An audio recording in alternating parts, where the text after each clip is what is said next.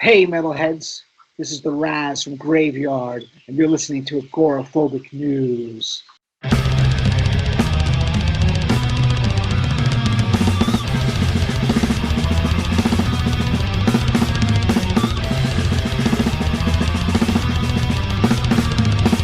Hey, Milos here. Welcome to another episode of Agoraphobic News, this time with Raz of Graveyard. Hello, sir. How are you? How's it going, man? How do you cope with the virus? Virus. The virus is the virus, man. There's nothing you can do about it. It is what it is. So we're just living. And actually, as you know, with our new album, The Sixth Extinction, this is basically the beginning of what is more to come. Can you explain the whole concept behind the sixth extinction? Because it's basically a downfall of humanity on so many levels. The Sixth Extinction. It was released the 13th of March of this year, 2020. The idea came actually after we had released our last EP, which was Opus 5, and Custodian Killer had said, I want to talk about extinction. And if you listen to Opus 5, we have a song called Ecological Collapse, where we just start the beginnings of this idea of the sixth extinction. And basically what we're talking about is the end of the anthropomorphic age on this planet due to the result of human intervention with nature, pollution, etc., these kind of things. So we decided to just write an album which would show the progression from where we are right now up till the very end where there's no life left on the planet. Yeah, that's sick story. And I think it goes in stages, as you put it on the album. So can you recall that? Yeah, exactly. So we started the album strangely. You hear Custodian Killer, he plays with a harmonic piano kind of guitar mix. He does a lot of that stuff. He has a lot of equipment like that. And we start about the earth being what it is and the place for sustenance and life. And mankind goes into this earth and starts to utilize this earth. And then we talk about the obscenity of it all as man starts to become more and more powerful on the earth, using materials to his own gains and to consume and ravish the earth, which we see as being obscene, basically. Not giving back to nature, but taking from nature and not giving back at all. So we have a song called It Is All Obscene. We talk about money then, and then money is a virus, and how the fallacy of neoclassical economics and the system. Yeah, neoliberal. Yeah, and then we talked about USA is Dead, which is funny because I cut the video from the whole movie we made, and a lot of people came back to me and said USA was dead about 10 years ago. So what it is, and then we have after that we saw a cut called Denial, which is a video again that I cut out from the movie we had out, and that's basically all the people at the top of this whole system running the world are basically saying, look, we're making money from this whole situation, so if we say yes, there's a problem with how we're living and how these things are going with the earth, then we're going to lose out on our money.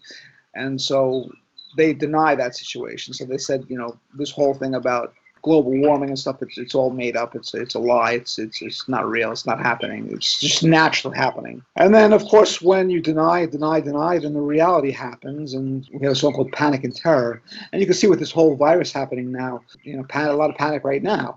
And this is nothing. I mean, you figure out what's going to happen when food stops and shortages happen and stuff like that. So, and then we have after that was a song called Martial Laws Nationwide, which means the systems they put martial law into effect to keep everything under control.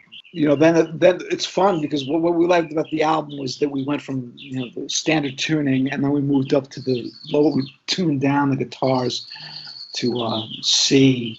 And we then go into the song, which is Sixth Extinction, which opens up the second half of the release.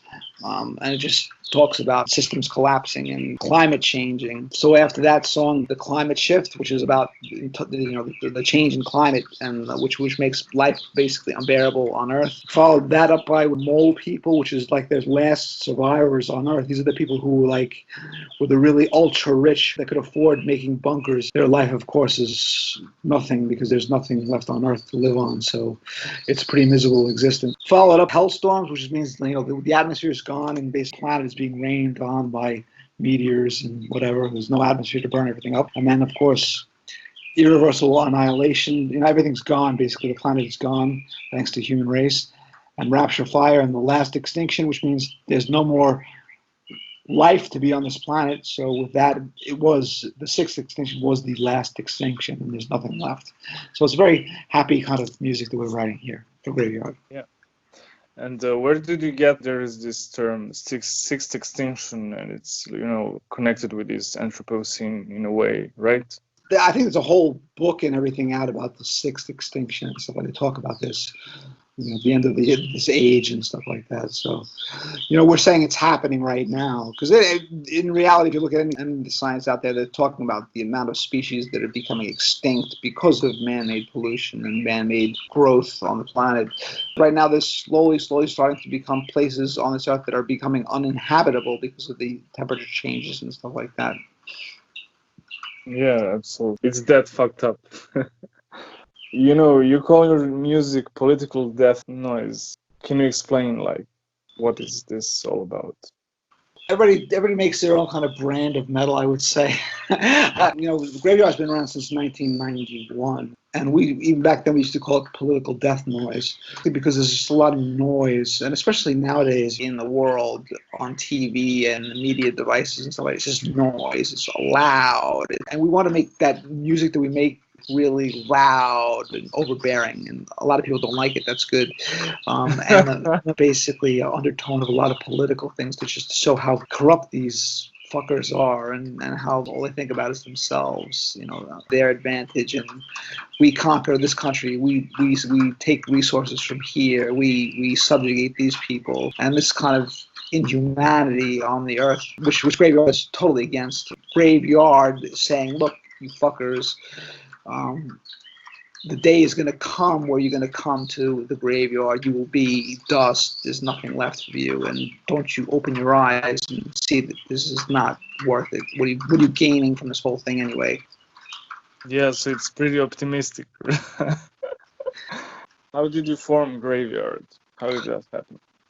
Well, back in the late 80s and early 90s, actually, I was both my university, and I had a radio station, a radio show called The Power Surge on WSB 90.1 in Stony Brook, New York, and it's in Eastern Long Island. And there I had a bunch of listeners, and one of those listeners was a custodian killer who used to call up and make these great requests. I was like, wow, this guy really knows his music. I appreciate this guy. We had a contest for my radio show, and that was to go to the Day of Death up in Buffalo, New York, the Sky Room up in New York. I think it was 1991 or something like that, to see autopsy, immolation, incantation.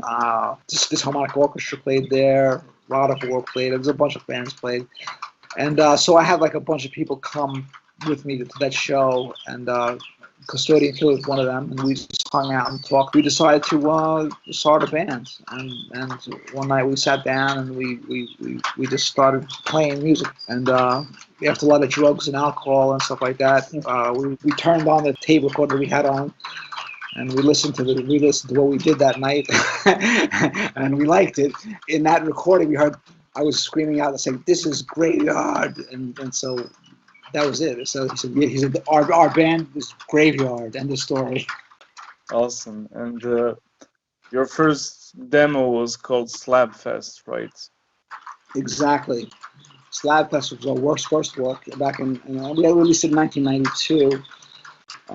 And again, you can see when we talked about the collapse of humanity. There's a song called "Televised Human Development," which talks about television and how minds are being devised and eaten up and used, and people are being programmed by television. We had a song called Adage in Democratic Justice, which talks about the injustices in the world and how if you have money, you're not held to account in the system as opposed to people who are poor and oppressed. And then I think Claude did a little piano piece called Funeral Chapel at the end. But yeah, what was cool about that album was we had a drummer, Dave Miranda, who was the drummer from Ludacris in the band called Six and Violence as well. So he was really great doing the drums for that album. And we put the Slabfest demo out. So that's what was done in 1992. Awesome, man. I really like that demo because it has this thrash metal vibe with death metal vocals, so it's like a perfect mix. We tried to be radical back then. I mean, back then, there was a lot of thrash out there and stuff like that. Was still very, very clean. A lot of that music was still very clean. I mean, Exodus had Yeah. that crazy vocal sound with Paul Bailoff going off. But really, the start of that really death, noisy sound really started coming out around that time, in the early '90s. We kind of like that kind of feeling as well in our music, so we try to make it like that. And what were like your biggest influences, as a guitarist and vocalist? I really liked at that time, and I still do, of course. Tommy T. Tommy. Barron's guitarist, yeah. Alan Holden he's the guitarist who runs that whole show, that kind of type of playing. My show, I had my radio show in New York was basically metal, but I had a lot of bands from Europe and around the world. I played American metal, but I did a lot of international music as well. That's why we had a kind of different sound, I think, as opposed to a lot of American sounding thrash metal like a Testament or something like that, or a Slayer. Yeah. I mean, it's definitely more dirty sounding metal. I mean, I really like Bay Area, but it's way more polished sound. Like I really, really, really like Possessed. At the time, Seven Churches was a big album for me as well. Yeah. Holy Terror was another band that I really, really appreciate. And Voivod, of course, which is like a wonderful band. And then from the South America, I like Dorsal Atlantica, Sepultura, and Sarcophago. And I mean, Bulldozer was great back from Italy. I wasn't that big of a Venom fan, but I like the kind of noisy, kind of drunken attitude that they had. Artillery was a big band for me. Artillery. Yeah. And then I really liked Oz, too. Oz from Finland. I never knew they were from Finland until like years later. Just strange bands, different bands. I didn't like the mainstream stuff. Yeah. Can you tell us something about this vacation dinner at the morgue? The next album after Slabfest, Custodian Killer and I were just doing a lot of crazy stuff and just getting way fucked up and just going into the city and just do crazy stuff. And we were on a platform one day, 6 o'clock in the morning, coming back from the city. I don't know, we were hanging out there, and this homeless guy came up to us. And I guess he read Claude had an Autopsy t-shirt on, something like that. The guy said, "Vacation dinner at the morgue." And it was like, what? We didn't understand. It was just such a bizarre kind of thing the guy said. And it was just, that's we were working at the time we were working on an album as well. And it said, that's the name of the album. The guy said, I came from a vacation dinner at the morgue. That's what we understood because we were so fucked up and stuff. Actually, what the guy had said was, he said, "Oh, autopsy. That's funny because I just came back from an identification at the morgue." But we understood it as vacation dinner at the morgue, so that's why we stuck with that title. What was cool about that album was it was really pre-suicidal black metal, death metal kind of things. We had a song called "Destroy Yourself," "Immune to Burial," "Chewed Priest." Custodian Killer just really went off on the guitars on that album, and I really appreciate that album a lot. And it really has an atmospheric metal taste to it as well. I think well done. At that time, I'd gone overseas myself, so they had finished it, and then Custodian Killer basically laid out most of the vocals on that whole album, and it received a lot of good reviews from a lot of underground magazines at the time. Yeah, and who did the artwork? Oh yeah, that's all Custodian Killer's mind. I said, Custodian Killer, man, you're the guy. You're gonna do it. Graveyard is. It's his. He does what he wants with Graveyard. So I just execute what he wants me to do, and we do it. And his whole idea was the logo is Custodian Killer. All the album covers are Custodian Killer, and yeah, it's a pretty bizarre thing with the aliens and the body. Upside down crosses. Upside down crosses. Yeah, it's heavy stuff. I appreciate it. It's very different. When I saw it for the first time, I was like, man, this is great. Custodian Kills. He can play every Jimmy Page song on guitar. On the top of that album, on the above the aliens, there's like the symbols from I think Led Zeppelin or something. In circles. Yeah. Like the Valentine. I think it's cool. Your third demo was called Philosophies of Reality. And Uh, Displaced Souls, yeah, that was again. Now, I mean, it just got darker because, I mean, when you're a band like Graveyard, what can you write about? You can't write, title. You got to talk about death and talk about the end and stuff like that. So, and this is a really crazy time in my life because I was living overseas in Europe and stuff like that. So we were basically apart from each other for quite some time. But I was writing some music as well, and he was writing, and um, I was lost and he was lost, and it was just. So we had that whole thing of displaced souls because I was basically roaming around Europe and just going around and just meeting different metal people and talking with people and hanging out and just living life and stuff like that. And Claude was doing his thing as well. He had bands and stuff like that at the time, doing Led Zeppelin cover band and Jimi Hendrix. He plays all that music to a T. And we wrote those albums. And I said, Claude, I'm gonna come back to the States. And when I come back to the States for about a week or something like that, let's record all this stuff and put out the album. So that's how we recorded Philosophies of the Reality and Displaced Souls. It was like I think an 8-cut demo. And it was very black metal influence. Like at that time, that's when Euronymous was killed, or that guy dead killed himself, and that Norwegian black metal scene was really getting big. We were really into Dark Throne at the time, and so we had that kind of really black metal kind of feel to that album. yeah, absolutely. What does this album title stand for? I mean, Philosophies of Reality and Displaced Soul. I mean, what is the reality? You know what I'm saying? The reality is death. Graveyard is like the ultimate reality. It's the end. I mean, you can say death, okay? Death, like what Chuck was talking about. Death is like the end. That's like it. You can't go any farther than that. Of course, if you believe in an afterlife, then of course, death is only just a transition point. But Graveyard for us is the end. So the reality, the philosophies, all these philosophies in our music here are based on basically the end, the graveyard, the final place. And displaced souls were just roaming the earth, and we were displaced. So that's how we just became that tied that all together as the title. Were you born in the United States or not? No, I was I was born in the United States. I was born in Butte, Montana. who's from Butte, Montana? No, not really. Evel Knievel, the guy who jumped the Grand Canyon with a motorcycle, a rocket ship. I didn't hear about it. Check it out, Evel Knievel. He was the first crazy stuntman who did a lot of motorcycle jumps over cars, and he shot himself over the Grand Canyon and stuff. He's a very interesting person. I'm from Butte, Montana too, as well. And then eventually we went back to New York and stuff. So I was basically lived in New York. You mentioned it. I mean, after the vacation dinner at the morgue, you went to Europe, right? Yeah, well, I was actually in Europe at the release of Vacation Dinner at the Morgue. Where did you live at the time? I lived in Istanbul, Turkey, which is an interesting place. It was a really nice place, actually. And I lived there for about 8 years in Turkey. And I was always in touch with Custodian Killer, of course. He did that Philosophies of Reality, and that was 1998. And after that, I left Turkey. I went to Romania. I lived in certain areas in Europe as well. And then I came back to America eventually, and we got together with Custodian Killer, and we did what came to be our first full-length album, which was Opus V. Then we released that in 2018. Yeah, and what does this Opus 5 means? It's actually Opus V. Claude says it's Opus V.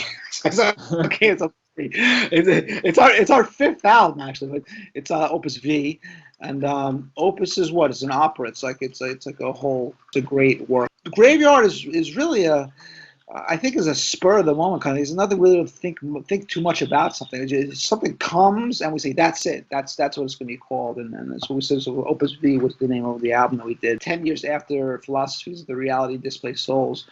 So we said let's do it. And you know what spurred us actually was in December of that year, and Lemmy had just died, and when we heard Lemmy died.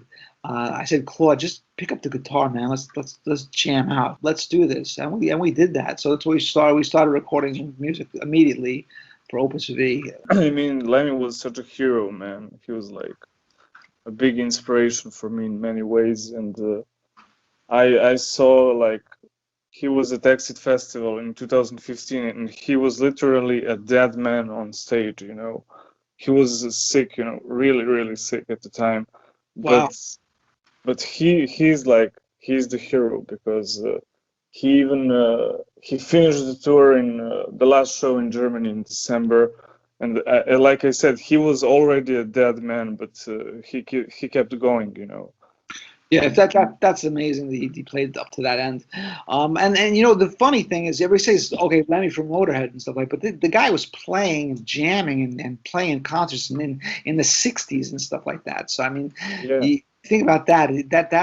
That's quite an achievement. That's quite a length of time that he did. And did lots of different types of music he played. And Custodian's Killer has videos and some of his old stuff with some of the bands he played in, and he has records from that stuff too as well. And yeah, he told me a lot about Lemmy before Motorhead even did anything like Motorhead, and it's a very interesting history that guy has.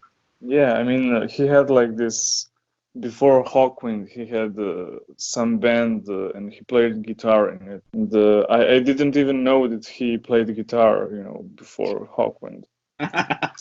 So that's really, you know, psychedelic phase of Lemmy's career, which is fucking great, you know. And this Opus V, it's more poetic than, let's say, the latest album, right? I would call it like a political pamphlet of some sort, you know, because of the lyrics. Yeah, I think at that time too, it was I think when Trump was going around, and Graveyard always being into that kind of political arena. We just talked about the wrongness of the corporations, you know, running the United States and having their influence over any kind of political decisions, and how money really works its way into politics. So we basically talked about that in Opus V, and also put a parallelism to the rise of Hitler and how things went down in Germany as well, and tied it into Opus V. Yeah, and it's funny how, you know, how your economic career is kind of connected with these lyrics. Yeah, I mean, literally, when you read it, you see that it's not like some ordinary American guy. yeah. So I mean, we talk ecological collapse and the military-industrial complex, building weapons, killing people around the world, and just making profit from that. You know, the incorrectness of that whole situation. And I think at the time too, the Syria situation was going on with people being killed with chemicals and stuff like that. So don't interfere. You know, don't get in the way of this whole corporate thing. You know, we're going to do what we want to do, and that's that. You just work and fuel the system, and that's all you're going to do. The underlying theme of Opus 5 was just this juggernaut, this machine, just taking over the planet and doing what it wants to, without any regard for nature or the future. Yeah, and this song "Slaughtered by Chemicals" was it inspired by some event, you know? It was like that. Claude was just bloody because he just slowed like goes. That's the name of the song, Claude. That's the name of the song. I mean, you could see the lyrics, you know, starvation, exploit workers, defraud masses, corporations produce weapons, spawning terror, pure malfeasance, controlled media, selling chaos, marketing lies, Euro puppets, Euro slaves, amassing wealth of billions, endless suffering continues, pass over thy people. Ye shall find their children slaughtered by chemicals. It really has this nice carcass sound to it. Yeah, I mean, I really like that album, but when you compare like Opus 5 with the latest album, what is like the main difference? Now, I think, you know, you can say, okay, Opus V was definitely more melodic. What is Graveyard? Because Graveyard, you know, we cover A to Z. I mean, we're not thrash metal, we're not death metal. I mean, everything is involved: rock, hard rock, classical. I mean, we throw it all together. You know, we make Graveyard as the band itself. So when we did Sixth Extinction, we said, look, we're talking now about extinction. That is okay. You know, we'll talk about the grave, and the grave is the end. But okay, after what is even worse than the grave would be the extinction of the whole entire planet. And okay, so how do you put that to a sound? We said, okay, so it's got to go from bad to worse to really to extinction. So we got to also make that sound that way as well, to get worse. So that's why we down tune the guitars. The sound gets heavier and darker and stuff. So that's what we did basically with that album. And we can't really have kind of light, kind of melodic stuff there because it's the end of the planet. So it's got to have that end of planetary sound. So we try to achieve that with Sixth Extinction, with that kind of idea going into the music. Yeah, I mean, I really like how you put it, into a single album. And who came up with the idea for the movie? And then the idea with the movie is we have actually had an old drummer in our band, Lance, and he did some movies as well. So we were just listening to this music and watching Lance's movies, and we said, Lance, can we put this together into a movie? This is going to fit in perfectly with what we're doing right now. For me, I really enjoy watching that movie. It's from start to finish. It's 52 minutes, but it passes like because you get so enveloped by the movie, you get kind of lost in it. It's a very interesting way it's been done. And so we advise, if you can listen to Sixth Extinction, you listen to it and watch the movie at the same time. And that idea was we just said, again, like I said, it was a spur of the moment thing. It was like, hey, why don't we just put this together and put it to a movie too as well? So that's that, and everything matched up so nicely. So that's how we did that. And how much time you needed in order to direct this movie? I don't know how long Lance took to make that movie, but he did it. He dropped it to us, and then he disappeared, and he went to India. and he's somewhere in India right now. We don't know where he is because they I don't know if they opened up now or not. But with this virus thing, they closed everything down in India, so he couldn't get out of India apparently. And so that's last we spoke with him was when he was before he went to India, and he kind of dropped out of touch now. So if he comes back, we'll see him and talk to him and get some more information from him. I hope he's not bitten by the sticks, bamboo sticks. No, he's a pretty deep kind of guy. He's like very with nature as well and stuff like that. So Yeah. he went to somewhere in the Himalayas or something like that. So he disappears. He's here on a spiritual journey, maybe. Yeah, that's what that's about. So definitely something like that. I mean, you told me that you were living in Romania. So can you recall that? What happened was I was working in Turkey, and I said I had left the business world, and I started going back into music. And then I had one last hook thrown out to me from Romania. They said, "Hey, we need this kind of guy like you to do some business in Romania." And I said, I took the offer, and I worked there for 2 years. In the meantime, I also did some music on the side as well. But once that was over, I was like, that's it for me. I'm not going to do this business anymore because it's not correct. It's not the way the world should be. And so, I left. But Romania was an interesting time because that was at that time of Romania, right after Ceausescu had fallen. The country was just getting together. The basic structures were being set up in Romania, and metal was there. There was metal there. What I really like about my journey throughout Europe and throughout the world was basically when I go out, I meet people. I met people that enjoyed this kind of music, and I found that in the world, it doesn't matter who they are, what religion they are, what color they are, whatever. If they like metal, you're always coming to that Slayer part. So they have that same feeling when that part comes. They're like, that comes out, that they know that music and they feel that music, feel it just like you feel it. So it's interesting. I think it's a beautiful thing.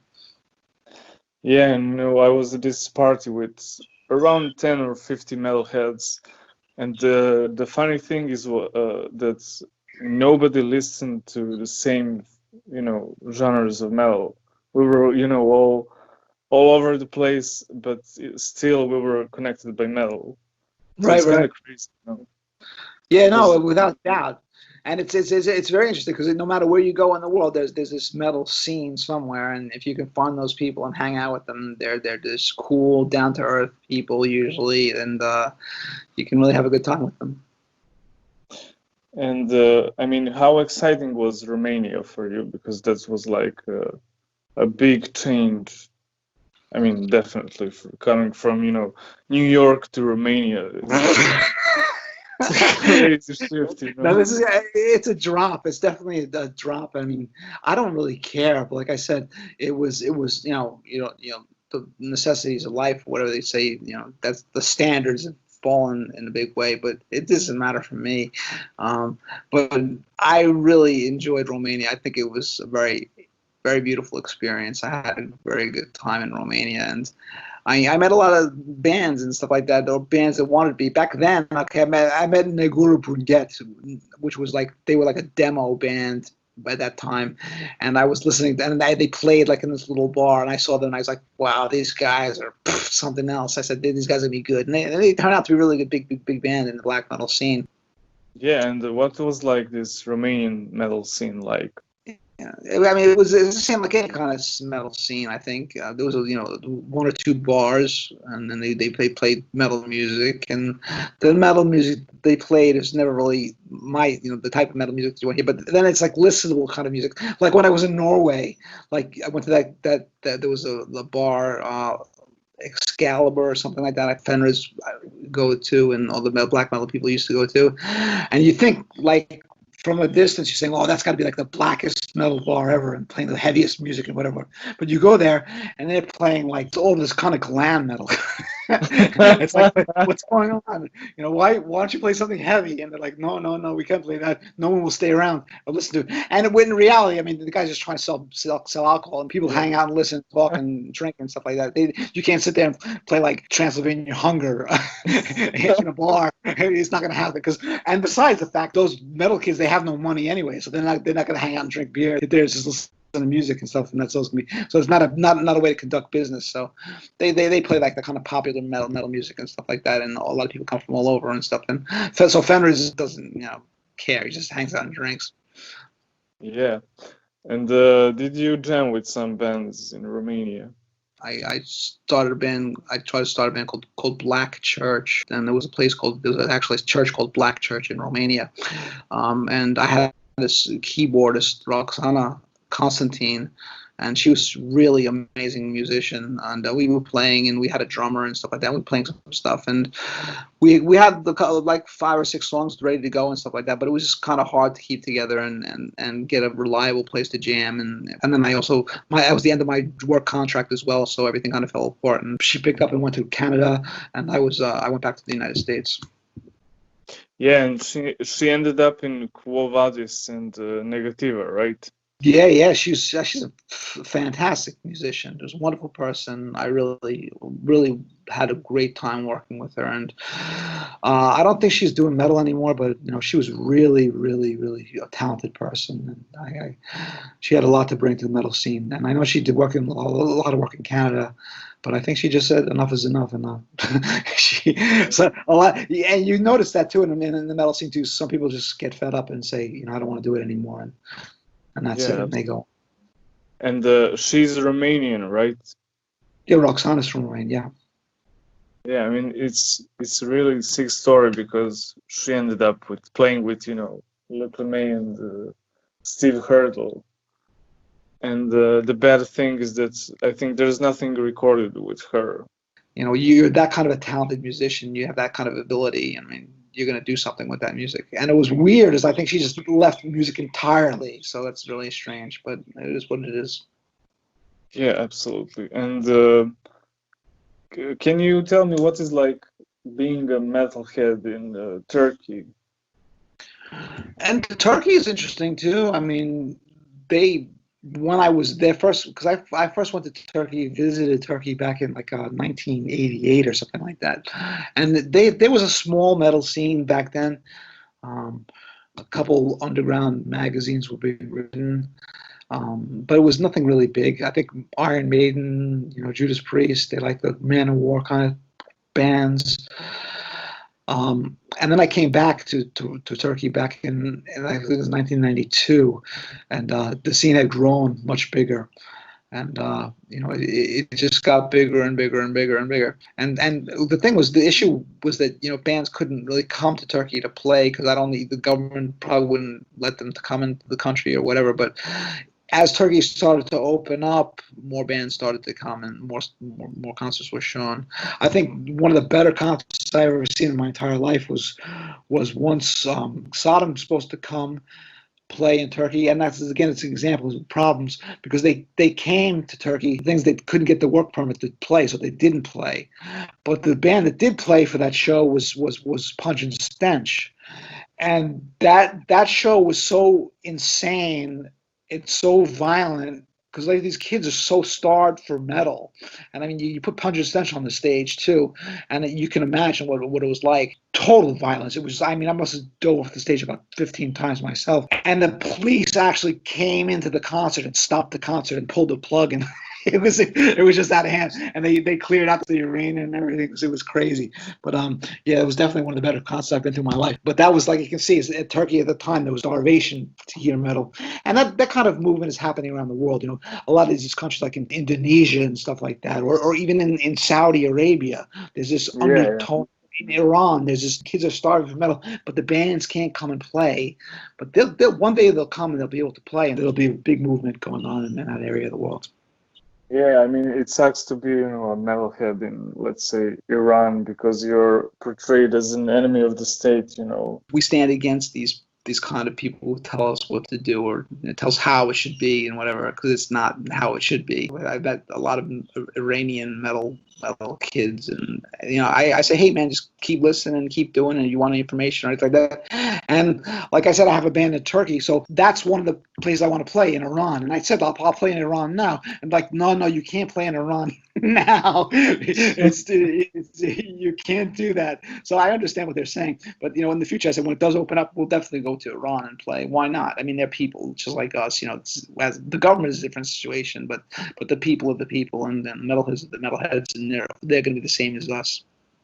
Yeah, absolutely, man. And you told me that you had this Power Surge FM radio station. So can you share some details about that? Okay, yeah, and back in like 1987, I guess it was, when I was going to university, and actually when I started this whole metal thing when I was younger as a kid, I used to listen to the radio a lot, and there was a couple stations in New York that used to play metal and stuff.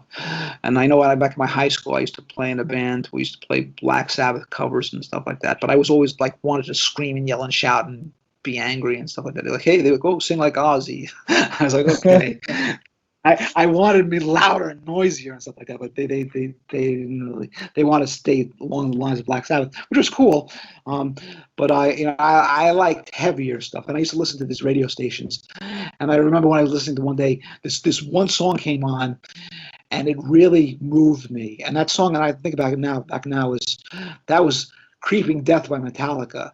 When I heard that jigga jigga jigga jigga jigga jigga, I was like, wow, that's something else. I said that's heavy stuff, and then that's what I really got into, that kind of thrash metal scene. And I went back. That had just came out actually. Ride Lighting had just came out at that time, and they were playing a lot on underground on the college radio stations. And I said, yeah, when I go to college, hopefully I'll be able to do that too, make my own show and stuff. So when I went to college, I just stopped by the radio station, and I felt around, and they said, yeah, we're looking for musicians, people, DJs to do shows. And I got the impression that they didn't want heavy metal in their radio show or on the radio station. I got that impression. So I said, okay, I'll do a reggae, and because I like A to Z music by itself, for me, and I had hang out with Rasta guys, and they said, hey man, help me out with this demo that I'm gonna make to get into the radio station, and they helped me out with the reggae program, and I did that and stuff, and they were really impressed with my work, and they said, yeah, definitely come and be a DJ for us and stuff like that.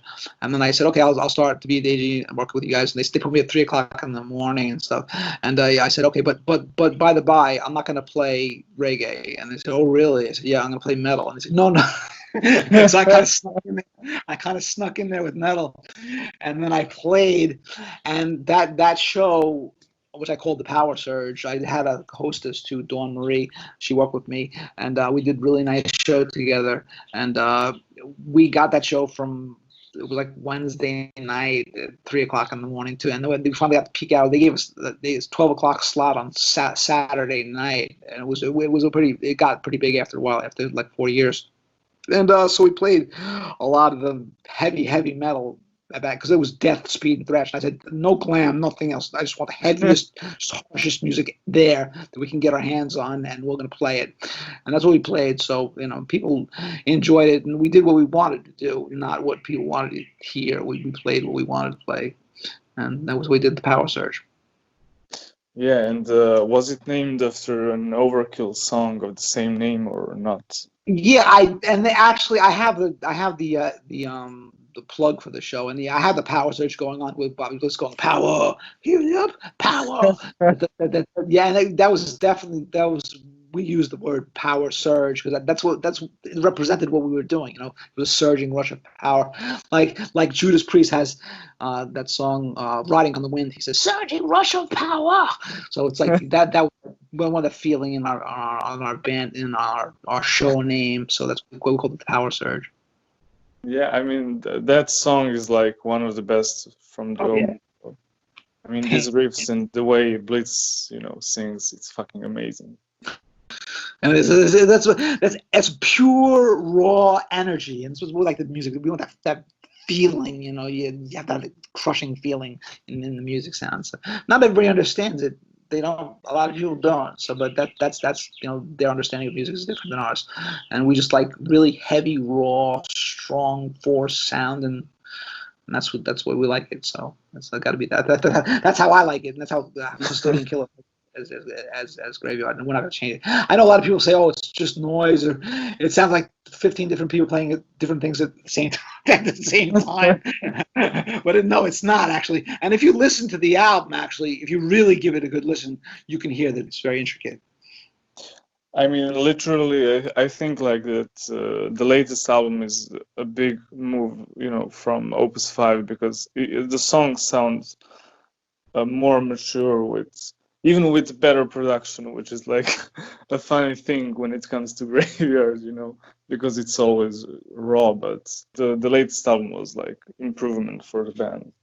Custodian Killer has all this vintage equipment from like the 60s and 70s, and of course the 80s. But it's like really raw power. The equipment that we have in Frozen Corpse Studios, these amp heads and this has got a lot of really interesting stuff. We're playing that through some really good equipment, and that stuff doesn't exist anymore. I mean, it's really hard to find, and so we maintain that old style. We're not going to go in digital kind of thing. No, that's not Graveyard. That's not what we're about. And which bands did you interview back in the day on your radio show? Oh, back at actually my first interview before I did the radio show was with Possessed. I had met them. They had just released Beyond the Gates, and I had met them at a record store. They were doing a record signing or something like that. I'd met Possessed and talked with those guys, and I said, I really like this, and I want to do this. So that's one of the things that moved me to make a radio program. And then when I started the radio show, my first interview was with Chuck from Death. I had made the arrangement with Combat Records to visit Chuck backstage. I think it was right at the beginning of the Leprosy album came out, and I called him Evil Chuck. I said, "Hey, Evil Chuck, how you doing, man?" And he's like, "Hey, man." He's like, "Hey, I'm not evil, man. It's cool." He was the coolest guy. And I was like, "Oh man, come on, you're evil, man." He said, "No, man, I'm not evil, man. It's okay." So he was a really cool guy. We talked a lot about what Death was and the sound. And actually, at that time, they didn't print the lyrics to Scream Bloody Gore, and he gave me the lyric by lyric of the different songs, and he mentioned that was really cool back then. And what was he like? I mean, he's a metal kid, man. He just hang out metal kid, and that is funny because I had met him. I guess that was like in '87 backstage.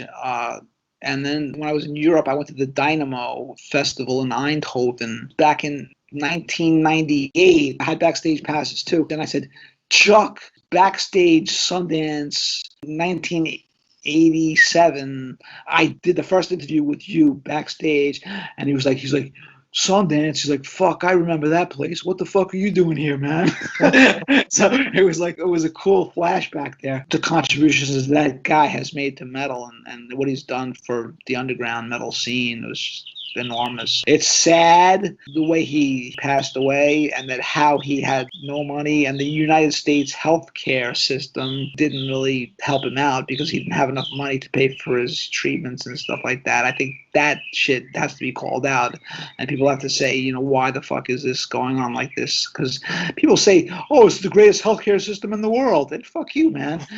Chuck Schuldiner proof that it's Yeah, not. because of it. It has nothing to do with it. Socialized medicine is communist. You know, this is fucking bullshit. And I pay taxes in this country, and my tax money should go to places to help people, not help corporations or weapons companies. And Chuck Schuldiner was about that. He was about anti situations that are going on in the world today. Yeah, but you know what's funny? Because in the United States, they portray this healthcare system as like communist, you know. You can have like a government, you know, nationalized healthcare. That's a communist thing. But the Britain, which is not fucking communist country, and Canada have like free healthcare system. I guess it's not perfect, but you know, it's at least it's free, you know. Yeah, I mean, and the thing is too, then you have these people who will say, oh, we had to cut the taxes, cut the taxes. Okay, you're cutting the taxes, but what are you going to get from that? I mean, people saying, oh, this is great, they're cutting my taxes, I have more money for myself. But okay, so what, you have money for yourself, but what are you going to do with your money for yourself? You have to pay for everything. So it's like, it's a catch-22. But unfortunately, people don't realize that, and they're not going to realize it until it's too late. So we'll see what happens. Yeah, and I don't know if you watched this interview with James Murphy, you know, of Testament. And he said like that he spent $250,000 for medication and surgeries, which is like a Ferrari. I mean, it's insane. It's wrong. It's really wrong. It's evil, is what I say. I mean, you know, we talk about evil and Satanism and the upside down crosses and stuff like that, and you know, that's all cute and stuff like that. How metal does this and stuff, but in reality, the fucking evil fucking people are the people there. They're just taking the money for themselves and being selfish and greedy and causing people to die because of their actions. And these are the evil people. But Graveyard wants to expose that. You know, Graveyard is showing you who the fucking evil people are. What is true evil, as opposed to I have an upside down cross on my wall and I spit pig blood. This, that. Fuck you, man. It's just, you know, get with it. I mean, that's like a game. And then people use that. You know, it's funny because I speak to black metal kids. They're like, "Oh, did you see that new black metal movie with the about Euronymous or whatever that movie?" I don't even see the movie myself, actually. You know, that movie just came out with about the church burning. I didn't watch it. Yeah, but the I thing mean, was, I said, "Does the movie have Dark Throne in it?" They're like, "Who?" I said, "Dark Throne." If you talk about the Norwegian metal scene and you don't have Emperor or Dark Throne in that movie, then that movie has nothing to do with black metal. I'm sorry, and it doesn't. It really doesn't. And it was just for money purposes. Even though the movie's about mayhem, they don't have one mayhem song in the movie, I think. I mean, I think that they didn't have the rights to do it because the band didn't want to get involved in it.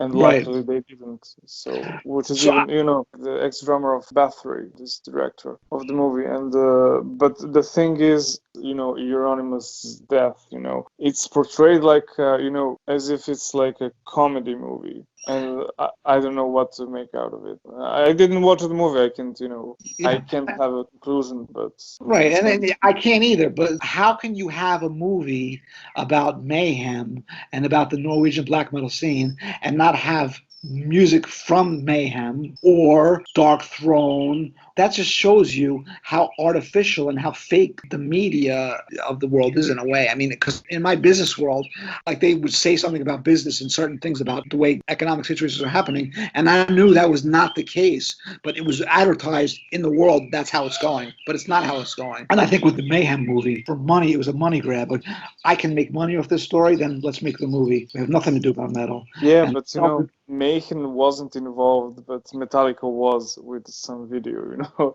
which is a funny thing. yeah, exactly. And I forgot to ask you, do you have this interview with Chuck on tape still? I may have that interview on tape. I mean, I personally don't have it, but I think Custodian Killer may have that on tape. He recorded some of my shows, but again, it was recorded like earlier on in the show when like no one was listening to my show. It was like in 1987 or something like that. So I know I have the station ID.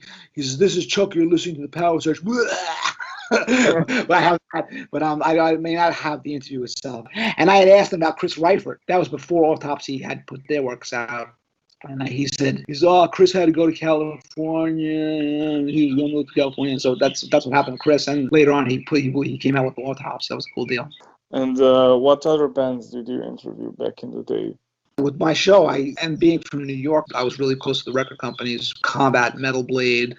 I interviewed Celtic Frost. I interviewed Venom. I interviewed Coroner. I interviewed Voivod. I interviewed Death Angel. I have the runoff of station IDs where people say, this is so and so, and you're listening to the Power Surge. Yeah, I mean, it would be killer, to upload all these interviews on YouTube. Yeah, I'll do it one of these days. Because that's literally history, because these interviews were, conducted when, metal was in its golden age, I guess. Yeah, right.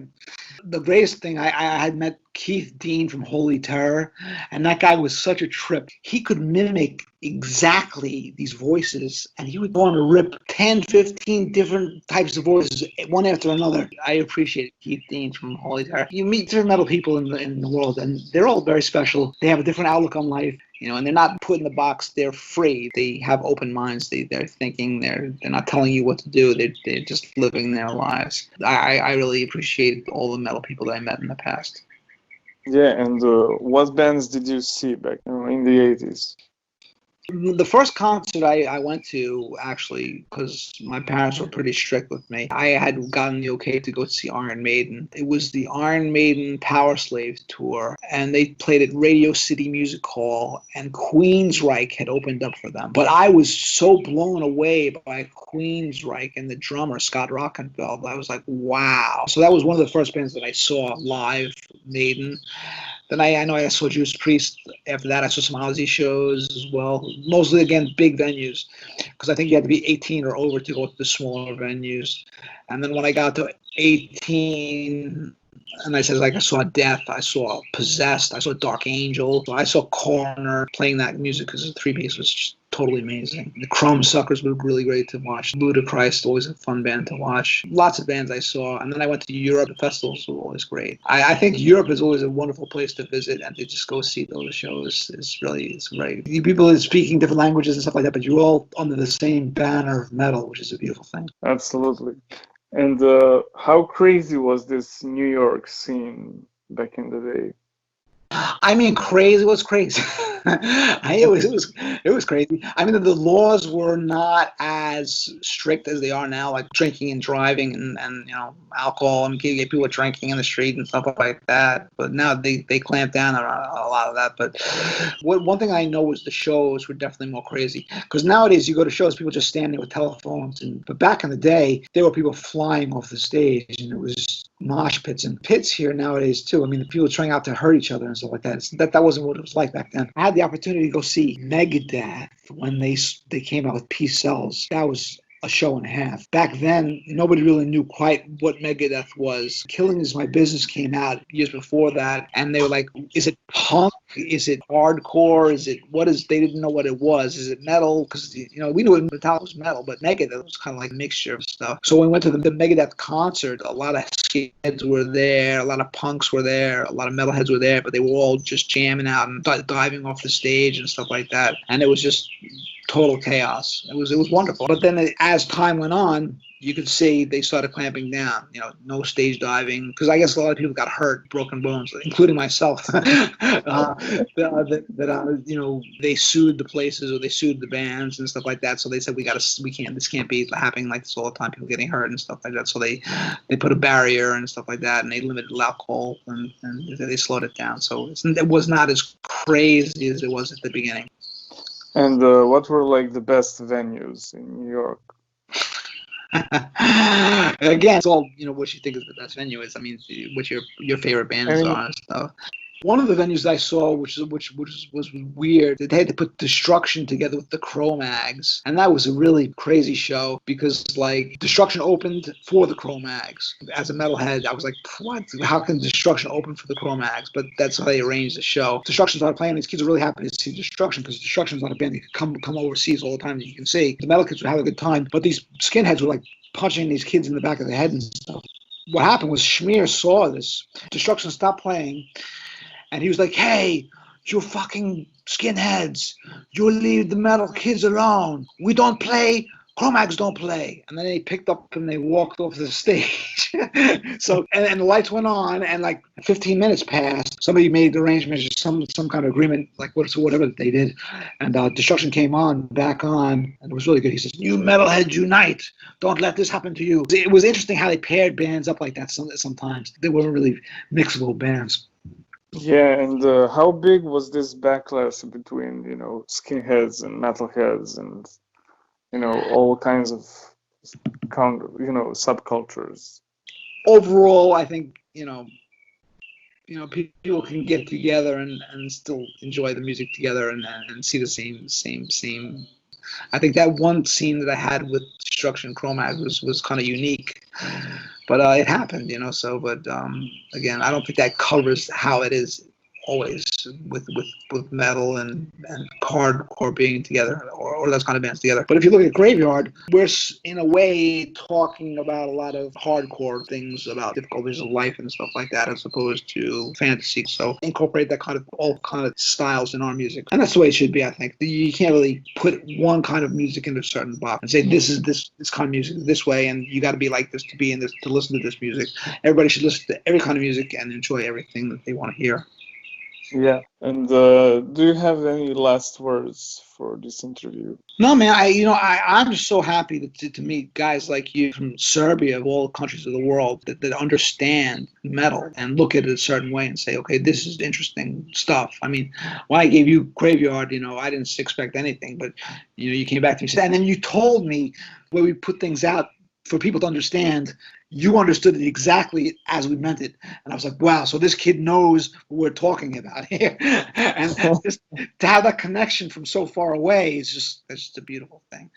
So what you do at Agoraphobic News and what you do for the metal kids and the listeners in Serbia and Eastern Europe is a great thing, man. Just keep on doing it. Don't stop it. And if you do stop it, pass it on at least and let that keep that flame going, because it's an important thing to do. Because music has been so cut down these days, and there's quality music out there still, but a lot of it is there's no redeeming quality to it. We want metal to stay as original and as different and as hard as possible. So, and like I said, your magazine helps us as musicians continue that and want to continue that. So we appreciate all that you guys do. Yeah, awesome, man. Definitely, man. So thank you for your time and have a nice day, man. All right, man. All metal kids, stay true and stay metal. Hell. Hey people, I hope you enjoyed this episode of Agoraphobic News. Please like, share and subscribe to our YouTube channel to help us grow. You can also support us on Patreon by becoming one of our patrons. And big shout out to our patron Season of Mist for supporting our work. So stay tuned for another interview and keep it metal.